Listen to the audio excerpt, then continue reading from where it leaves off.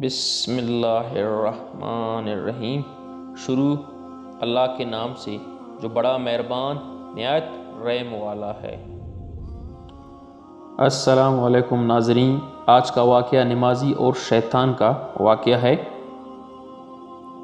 ایک شخص اندھیری رات میں فجر کی نماز پڑھنے کے لیے گھر سے نکلا۔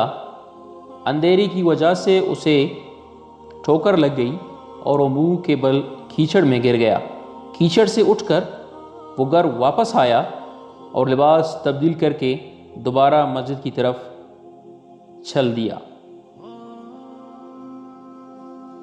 ابھی چند قدم ہی چلا تھا کہ دوبارہ اسے ٹھوکر لگی اور وہ دوبارہ کیچڑ میں گر گیا۔ کیچڑ سے اٹھ کر وہ پھر دوبارہ اپنے گھر گیا، لباس بدلا اور مسجد جانے کے لیے دوبارہ گھر سے نکلا۔ جیسے ہی وہ اپنے گھر سے باہر نکلا تو اس کے دروازے پر اسے ایک شخص ملا جو اپنے ہاتھ میں روشن چراغ تھامے ہوئے تھا۔ چراغ والا شخص چپ چاپ نمازی کے آگے مسجد کی طرف چل دیا۔ اس مرتبہ چراغ کی روشنی میں نمازی کو مسجد پہنچنے میں کسی دشواری کا سامنا نہیں کرنا پڑا۔ وہ خیریت سے مسجد پہنچ گیا۔ مسجد کے دروازے پر پہنچ کر چراغ والا شخص رک گیا۔ نمازی اسے چھوڑ کر مسجد داخل ہو گیا اور نماز ادا کرنے لگا۔ نماز سے فارغ ہو کر وہ مسجد کے باہر آیا تو وہ چراغ والا شخص اس کا انتظار کر رہا تھا تاکہ اس نمازی کو چراغ کی روشنی میں گھر چھوڑ آئے۔ جب نمازی گھر پہنچ گیا تو نمازی نے اجنبی شخص سے پوچھا، آپ کون ہیں؟ اجنبی بولا، سچ بتاؤں تو میں ابلیس ہوں۔ نمازی کی تو غیرت کی انتہا نہ تھی۔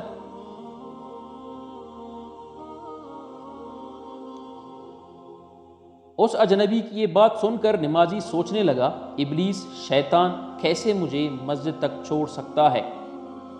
اس کا کام تو لوگوں کو بہکانا ہے۔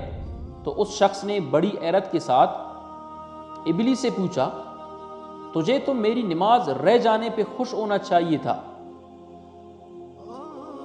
مگر تم تو چراغ کی روشنی میں مجھے مسجد تک چھوڑنے آئے۔ ابلیس نے جواب دیا کہ جب تمہیں پہلی ٹھوکر لگی اور تم لباس تبدیل کر کے مسجد کی طرف پلٹے تو اللہ تعالیٰ نے تیرے سارے گناہ معاف فرما دیے۔